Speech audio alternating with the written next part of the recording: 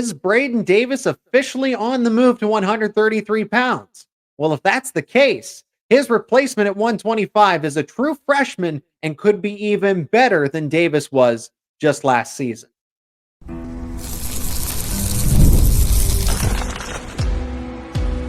You are Locked On Nittany Lions, your daily podcast on the Penn State Nittany Lions. Part of the Locked On Podcast Network, your team every day. So are there changes set to come at the 125-pound weight class? I mean, it's something we've discussed a lot on the show, and now it's becoming a little more likely at this present moment. This is Locked On Nittany Lions. I'm your host, Zach Seyko. And thanks so much for making us your first listen and watch every single day. We are free and available wherever you get your podcasts, including YouTube. Jeff Byers is back on the show to talk some Penn State wrestling, the voice of Penn State wrestling, the voice of sports talk radio in Happy Valley. That is Fox Sports 98.7 FM in State College. If you want to listen to Jeff Byers every single day, every weekday in the morning from 8 to 10 a.m., you tune that down on the 98.7, or you can stream it at 987thefox.com. Let us know your thoughts in the comments section as we are talking Braeden Davis, Luke Lilledahl at 125. Who's going to be the guy? Aaron Nagao, if Davis does happen to make that move to 133, what's going to happen there? And the U20 U23 World Team Trials are going on this upcoming weekend. And Nick Lee. Why Nick Lee? Why was Penn State so quick to make that decision for still a young wrestler, a young competitor at the world stage? I mean, he's one of the best, second to Zane Rutherford, but here we are. So, Jeff, let's begin with Braeden Davis at 125, because there is a slight indication here. I mean, this is something we've speculated about, alluded to, that this could be a possibility because Braeden Davis and Levi Haynes as well they're bigger for their weight classes. Okay, Braeden Davis is big for 125, Levi Haynes is big for 157. Haynes is a separate conversation, but Davis was a true freshman starter, and now Luke Lilledahl could fill that void. The reason behind this is the evidence is starting to amount here in this case. Davis at the U.S. Open registered at what would be the equivalent to 134 pounds. So, Jeff, is the writing on the wall here that Davis is officially going to be moving up to 133? Yeah, I think so, Zach. I mean, 125 was a big cut for him last season. He was very disciplined about it, but it was, a substantial cut for him. And I do think as he continues to grow and develop and train at Penn State, it's probably unrealistic that he would return at 125. I think it's likely that he'll end up redshirting in the upcoming season, but I don't think he's thinking that way. I think he's thinking he'll be the starter, and I'm not ruling out that possibility at 133. But my best guess right now is that Braeden would be a strong redshirt candidate for the upcoming season. And then I could see him continuing to grow with his body type. Sure. And, even eventually settling in at 141. But I think his future is not at 125. And whether it's this year or the following years, I think that 133, 141 range is where, the rest of his career is going to be at. So that opens the door up for incoming true freshmen. I mean, how about that? 125, there was always the dialect, the conversation around how Penn State has a curse at 125 pounds. Braeden Davis was the one to break it. So Braeden Davis essentially jogs, and now opens up the door to someone to run in that 125 spot. And Luke Lilledahl becomes the immediate contender for that starting spot. I've talked about him as a multi-national champion at whether that's 125, 133. At the end of the day, I fully believe that Luke Lilledahl is a multi-champion, maybe even 3 or 4, right? More than just 2. And that's high praise for someone who hasn't even stepped foot on a collegiate mat yet. But we've seen what Lilledahl has done. He's one of the best of 3 finalists already. So at the U20 World Team Trials, he is one of the few Penn State commits that are already entered into a best of 3 before the competition even starts. He's beaten collegiate wrestlers already in freestyle. So that speaks volumes as far as what Luke Lilledahl can do. And I've already admitted this on the podcast. In my opinion, if you had a wrestle off between Davis and Lilledahl, I mean, again, this is speaking it into existence essentially. The evidence isn't until they would actually do it. But if a wrestle off were to occur, I think Lilledahl would beat Davis at 125. That's just how good Lilledahl is, but Davis does have a little more experience than him.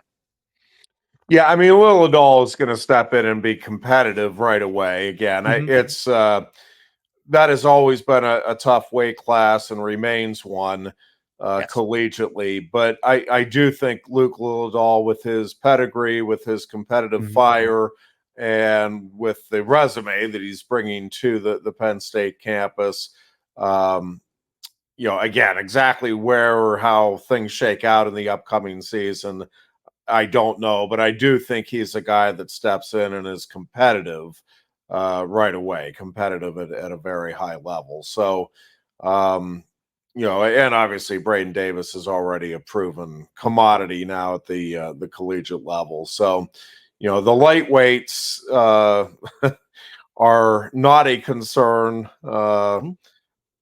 for Penn State, and really you could say the same thing about the middleweights and the upper weights right now. It's just a program that, again, is stocked with tremendous talent and tremendous depth now, really up and down the lineup. 125 just always been classified as that problem weight class. The middleweights, the heavier weights have always been smooth sailing for Penn State, but it's always been the lightweight that's like, oh, Penn State just can't figure it out there. And then Braeden Davis has been the one to crack the code, essentially. And Penn State still has a lot of good depth at that weight. I like what Cael Sanderson can offer in the future. Gary Steens, both of those wrestlers are entered into the world team trials as well. Now, I still think, they're in right? They're broken up as far as U20 and U23 goes, but Penn State doesn't have necessarily the problems, right? Quote unquote problems that they've had in the past at this weight class. No, in fact, as you said, I think not only do they have a top flight starter, but I think, they have some really good depth there that, if an injury occurs or, if somebody, does grow a little, it's not like you're in panic mode, because they've done a very good job of kind of quickly rebuilding and reloading it that way. Let's speak to Aaron Nagao a little bit to finish up the segment, because if we are saying and implying that Braeden Davis is going to move up and he fully intends to be a starter of some sort, if that's still cutting weight at 125, but it seems like everything points to him moving up a weight class and maybe even 2 weight classes when he finishes his wrestling career.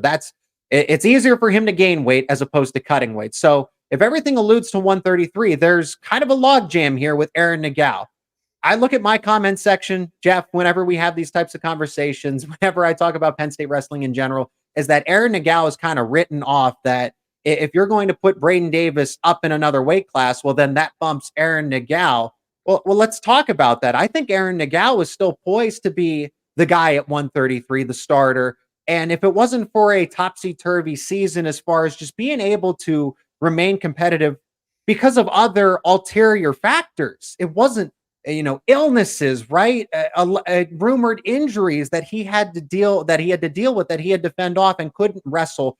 It was difficult for Nagao to wrestle at 100%. So, Jeff, in your mind, and from what you've heard and seen, what kind of wrestler is Nagao when he is 100%? He's a national title contender, and there's, I think, no doubt about that. And I think the experiences that he had last year, and now having a full season and off season to work with this coaching staff and refine a few things, and hopefully get himself completely healthy and ready to go in the upcoming year. Yeah. I really think Aaron Nagao is right there with the best of the best in the country. That doesn't mean that he's necessarily a lock for the starting job. And again, this is just the benefit right now from Penn State's perspective of having the depth that they do. And again, this is the case up and down the lineup now, Zach, where you have guys that are good enough to go out and win a national title. And there's probably 4 or 5 of them, at least in the upcoming season, that they won't be in the starting lineup. And I however that shakes out at 133, again, I think both Braeden Davis and Aaron Nagao are title contenders. I think they both have that type of talent. They both have that type of mindset, skill set, the whole bit. But there's only one starter there at 133. Now, the benefit for Penn State right now is that there is at least the option if Nagao does win the spot, and that's a big if. But if he wins the spot, then you do have the option to redshirt Braeden Davis right now. Yes.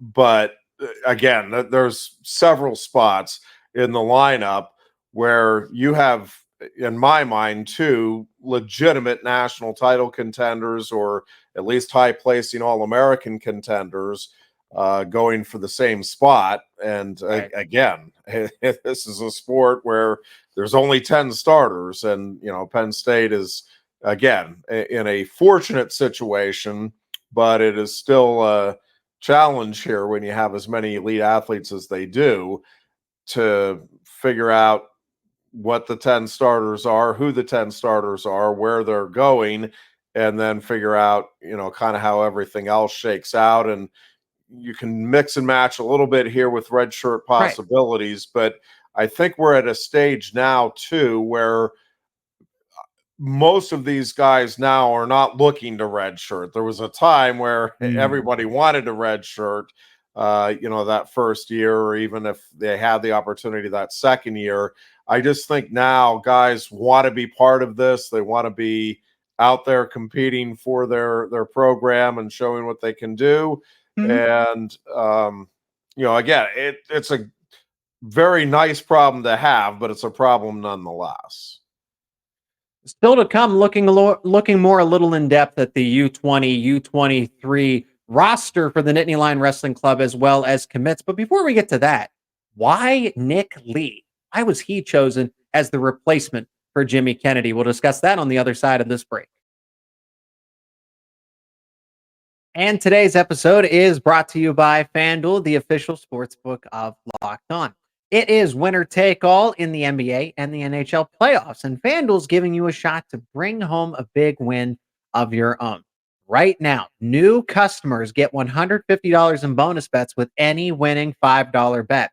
That's right. That's $150 off of any winning $5 bet. All to bet on spreads, money lines, totals, player props, and so much more. Now, all you got to do is visit FanDuel.com/lockedon, and you can make every playoff shot count. If you look on FanDuel right now, you go over to the NBA. The Minnesota Timberwolves have extended the series, and they are currently 4-point favorites against the Dallas Mavericks for Thursday's Game 5 matchup. And then over in the NHL, for Wednesday, you have the Edmonton Oilers against the Dallas Stars. The Oilers are a -130 favorite, and the Panthers and the Rangers go at it Thursday. That is about an even game, with the Rangers being a -105 favorite. If you like those lines, all you got to do is go to FanDuel.com/lockedon. Once again, that is FanDuel, America's #1 sportsbook. Nick Lee takes over as that assistant coach for the Penn State wrestling staff. Jimmy Kennedy moves on to Oklahoma State to follow David Taylor, and Nick Lee seems like the right candidate. Now, I talked about Zane Rutherford being that replacement, but when you look at both of them, Jeff, I mean, Rutherford and Lee are in the primes of their respective careers when it comes to competitive wrestling. So why Nick Lee over Zane Rutherford, who is that Olympic representative for the United States? Nick Lee is the backup, and then there's also, Jason Nolf, right, wants to stay around Penn State, and I imagine he wants to get into coaching at some point. Kyle Dake is rumored to eventually be a coach. But at the end of the day, why Nick Lee over any other candidate for this spot at the age of 26, nonetheless? Yeah, I think there's a couple of things that come into play here. One is just let's start with the fact that Nick is tremendously talented and knows the sport inside and out. Now, there's a lot of guys in that room and around the country that you can say the same thing about. But what I think separates Nick and why I think he ultimately was the choice is when we talk about that team first mentality.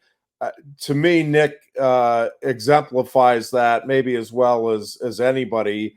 that Penn State has had. And he's just a guy that does a great job of communicating with his teammates and now what will be his wrestlers in terms of, let me show you this, let me work with you on that, and let's go over things. I think his demeanor is very much like Jimmy Kennedy. He's a leader by example, but he is a very good communicator. He's very good at being able to express what it is he's trying to teach, and he's very humble, very willing to learn and accept different roles in different situations.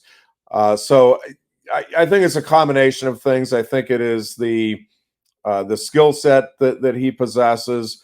It's also the fact, I do think they wanted a lightweight in there. I think you want to, ideally, I don't think it's necessarily imperative, but I think in the ideal world, you have two coaches working with the lightweights or the first 5 weight classes, and two coaches working with the final 5 weights and the upper weights. And Penn State has liked to have that balance and has it now with Cody Sanderson and now Nick Lee being able to work with the lower weights, and Casey Cunningham and Cael Sanderson being able to work with the upper weights. So I just think it's a perfect fit. It's somebody that obviously has the trust of the coaching staff and has complete trust in that coaching staff, the coaches that are already on the staff. And again, I think his personality and his communication skills are a perfect fit for coaching.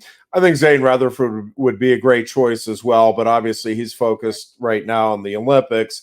I think they wanted to get going with somebody that could step into a coaching role now. And I think Zane, while I think he'd be a great coach, I think his aspirations are outside of coaching right now once he finishes up with the Olympics. Now that could change. And again, I think Zane would be a phenomenal coach as well. And I think there's a number of guys. I think Jason Nolf would make a great coach someday. Again, I think he's still in the competitive mode at the moment. But to me, Nick Lee was just kind of the perfect hire here. I just think from a personality standpoint, from a communication standpoint, from a smooth transition, from kind of an unexpected departure in Jimmy Kennedy to somebody that, again, can just step in and not miss a beat, feel like they have the kind of same setup and same basic understanding of the program, what it's trying to do. And Nick is just extremely generous with his time as well, which is an important component. I think, another thing with Zane is he has a young family. And listen, Jimmy Kennedy did too. And obviously all of the coaches, Cael, Casey, and Cody have gone through that. So I'm not saying that precludes anybody. I mean, Nick Lee right now can devote, all of his time and energy and focus here on his coaching role. What about his competitive career? Because at first it was rumored that, hey, he's going to be hanging up the shoes. He's going to be focusing solely on coaching. And then it sounds like he's going to still compete when he has the time. And we've seen other Penn State wrestlers do that. Now, granted, Vincenzo Joseph just retired, but while he was coaching at Stanford, he was still competing internationally and at the Olympic trials before he ultimately decided to retire in this cycle. So what are the possibilities for Nick Lee to, how do you even balance both if he were to still do that? Yeah, so I think that with the situation as it is now in college wrestling and with having the regional training centers, I don't think it's as big of a challenge as it maybe once was in terms of trying to compete and coach at the same time. So I think a lot of, truthfully, I mean, Nick has, as have some of the other guys in the Nittany Lion Wrestling Club, already been, de facto coaches. I mean, these guys are in there, and while they're training, they're also, and they're learning, I mean, from the college kids as well. It's like, hey, I want to see show me that little trick. When you have guys like Carter Starachi and Aaron Brooks that are coming through, you can pick up a thing or two from those guys too. So, I think Nick Lee is certainly capable of both coaching and competing at the same time. And again, it comes back to that kind of mindset and mentality. And I just think Nick is so willing to share his expertise and to communicate with others. Hey, this is what I found works for me. And if you want to try it, I can show you how I do it. And if you have a little tweak that you think might help me out or that you want to make to, a move that I show you, by all means, go for it. So I just, I think the communication piece is a big part of it. And that trust component where it's, I'm not going to be holding something back in terms of teaching you because I'm worried about the competitive part of it. And I think, that's completely understandable if guys are doing that. I just don't think it's Nick's nature. I think he's always been somebody that is just very willing to share with others his knowledge and expertise and trust that, he's going to be able to figure things out for himself in a competitive situation, but isn't, necessarily concerned that by teaching somebody a particular move or technique that that's going to come back and haunt him. So the U20 and U23 World Team Trials are this weekend at the end of May going into June.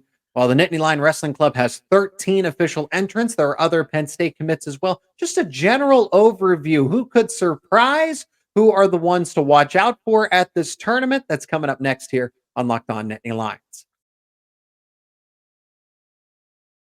Today's episode is also brought to you by eBay Motors. Passion, drive, and patience. The formula for winning trophies is also what keeps your ride or die alive. eBay Motors has everything you need to maintain your vehicle and level it up to its peak performance. Superchargers, roof racks, exhaust kits, LED headlights, and so much more. Whether you are into speed, power, or style, eBay Motors has got you covered. With over 122 million parts, that is right, 122 million parts for your number one ride or die, you'll always find exactly what you're looking for. And with eBay Guaranteed Fit, your part is guaranteed to fit your ride every time or your money back. Because with eBay Motors, you're burning rubber, not cash. With all the parts you need at the prices you want, it's easy to make your car into that MVP and bring home huge wins. So keep your ride or die alive at ebaymotors.com. That is ebaymotors.com. Eligible items only, exclusions apply.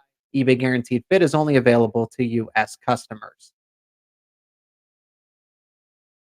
13 Nittany Lion Wrestling Club members, 4 other commitments for Penn State Wrestling are going to be participating in this weekend's U20 and U23 World Team Trials. And some of those commitments are already into the best of 3 finals. Let's rattle them off here to start and just talk about who's going to be the most intriguing, the most exciting to watch for this weekend. For the U20 Nittany Lion Wrestling Club, Cael Sanderson, Luke Lilledahl, Cael Garcia, Joe Seeley, Tyler Kasak, and Josh Barr. Then you go to U23, Aaron Nagao and Gary Steen in the same weight class. Connor Pierce, Eric Gibson, the older brother to Mason Gibson, who decommitted and committed to Rutgers, Lucas Cochran, and Greg Kirkfleet. And then as far as your commitments go, who are participating, I guess technically 5, right? The Mirasola twins are one party, but 2 separate wrestlers. You have Nate Desmond, Connor and Cole Mirasola, Zach Ryder, and PJ Duke as your commitments who aren't officially affiliated with NLWC. Jeff, I mean, these are the list just goes on and on here. The state of Pennsylvania itself has so many representatives at U20 and U23. What the obvious ones here are Kasak and Greg Kirkfleet for the right reasons to see them wrestle at U20 and then U23 respectively. Kasak's in U20, Kirkfleet's in U23. Any other names? I think Lucas Cochran has a lot to prove here since he could factor into a starting spot depending on where Carter Starachi ultimately ends up, since we don't know if he's going to be 174, 184, or 197, even though we've had that conversation that he could, in fact, move up. Yeah, I mean, I think Cochran has an opportunity to really grow and kind of take that next step in his progression here this summer. And, this is part of that ongoing development. Certainly,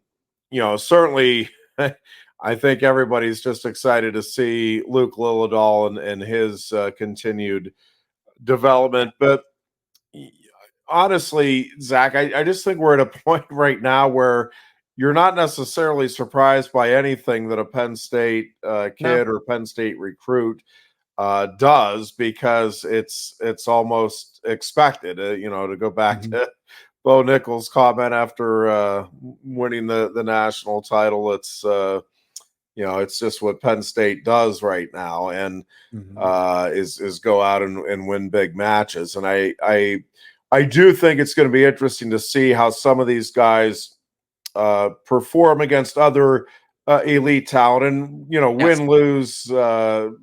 I think more importantly, it's just getting that experience under your belt and taking the lessons learned and applying them down the road. And that that's the case for both the college kids and the incoming recruits, and potentially future recruits here that'll be competing in these events. But the sheer volume of wrestlers that are associated with Penn State, when you go back to the world team, the senior world team trials, under 23 and under 20, it really is stunning. I don't know that we've seen a program.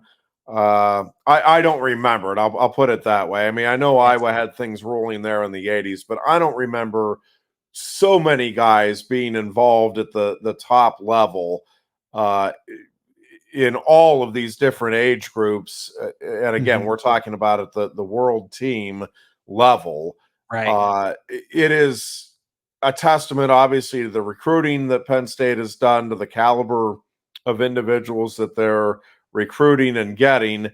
But it is also a testament to just how good the development of USA wrestling is, also in terms of the guys that are coming out of high school, and in some cases that are still in high school and are ready to compete against college guys on the biggest stages in the world. And again, if you're a Penn State fan, you ought to be pinching yourself right now that you look around at this amount of elite talent coming into or already in one program.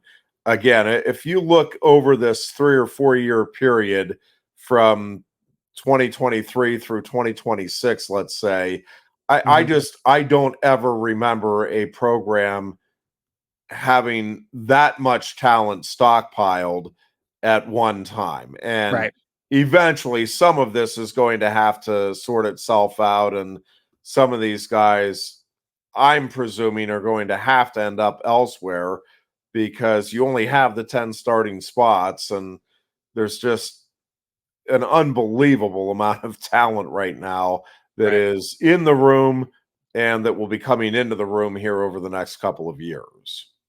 Let's focus on the U20 for a second because of the best of 3 finals. There are already multiple Penn State affiliated wrestlers that are automatically entered into the championship bout here at 57 kilos. Luke Lilledahl, we've talked about him a lot on this show, and he's not committed to Penn State, but he's going to be Penn State's going to be in the running at some point. 60 when that time rolls around. 65 kilos. Bo Bassett. I just want to mention that name, Bo Bassett. If you don't know about him, he's one of the best wrestling prospects in history. That's not an understatement. 70 kilos. PJ Duke is there. 79 kilos. Zach Ryder. And then one of the 2 Mirasola twins, Connor Mirasola, at 92 kilos. So Penn State has right now 4 wrestlers that are already in the best of 3 at the U20 World Team Trials. And all 4 of those guys are just absolute studs, Zach. I mean, I don't know.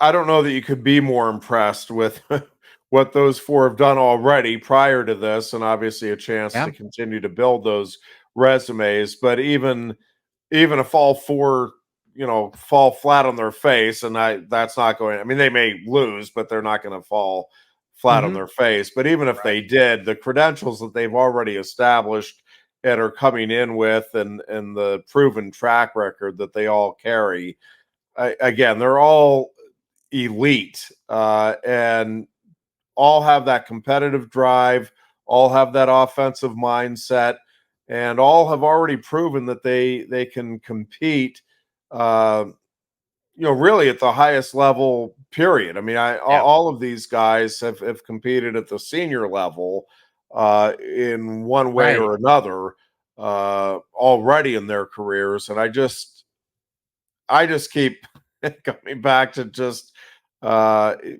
it is unbelievable that all of these guys are committed or are coming into the Penn State program here.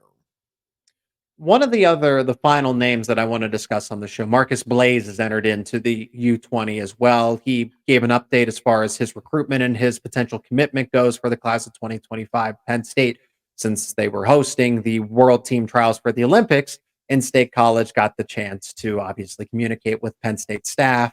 Cael Sanderson, he's from the state of Ohio. I would naturally lean that Ohio State should be the favorite here, but Blaze Jordan, I mean, one of the best in the nation when it comes to the class of 2025, could join PJ, Duke, Nate Desmond in an already very talented group. Is that what it's leaning towards? Where do you think Penn State stands with Marcus Blaze? Yeah, I don't know. I mean, I can't imagine that there's, and I don't think Penn State's going to get all of these guys. Right. Again, it's already a very full room. So it's not going to be terribly surprising to me if some of these guys look at that room and say, I want to go elsewhere. But I also think most of the guys that they're recruiting are guys that believe that they can beat anybody in the country. And so it doesn't matter who Penn State has in the room. And I think that's part of why, you're getting the logjam that Penn State is fortunate enough to have at several of the weight classes. Every kid's going to be different, and there's, different guys are looking for different things. And, it's not that what Penn State has going is very, very special. I can't imagine that there's an elite kid that isn't at least looking at Penn State. Now, again, at the end of the day, maybe you just hit it off better with another coach, or you and an assistant coach just have a great rapport. Scholarship money and NIL money can come into it. There's a bunch of things that can play into it. So, I never get into the predicting game and all of that. But again, I cannot imagine that there's an elite kid that wouldn't consider Penn State.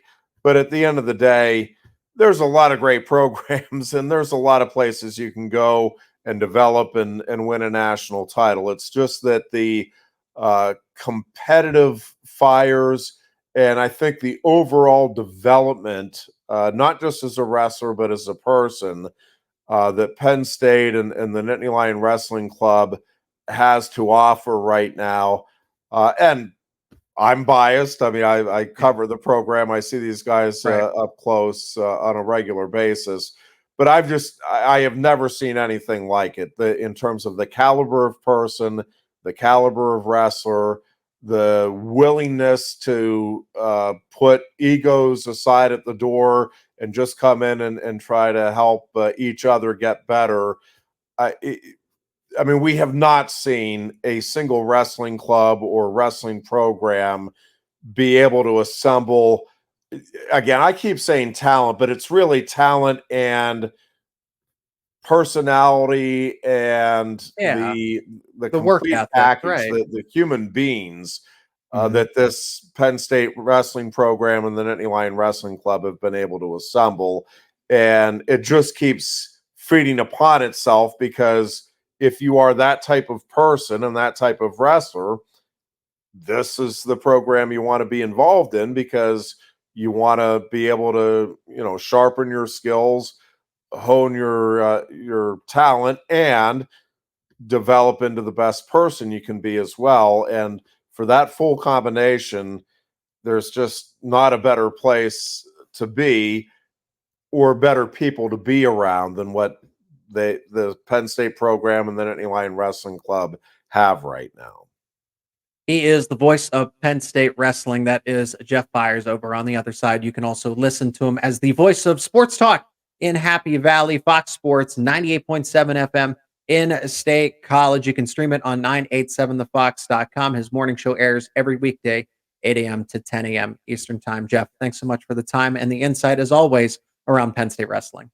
Thanks, Zach. And once again, thanks so much for checking out this episode of Locked On Nittany Lions. If you enjoyed it, leave a like on it, share it with friends and family, be a part of the discussion around Penn State wrestling. Down in the comment section, let me know your thoughts. And if you're not already, become an everydayer. Subscribe to Locked On Nittany Lions on YouTube and wherever you get your podcast for the latest conversations around your favorite Penn State sports teams. And don't forget, Locked On has launched the first ever national sports 24/7 streaming channel on YouTube. And now it's available on Amazon Fire TV and the free Fire TV channels app. Locked On Sports Today is here for you 24/7, covering the top sports stories of the day with the local experts of Locked On, plus the national shows covering each and every league. You can find Locked On Sports Today now available on YouTube and on the free Fire TV channels app.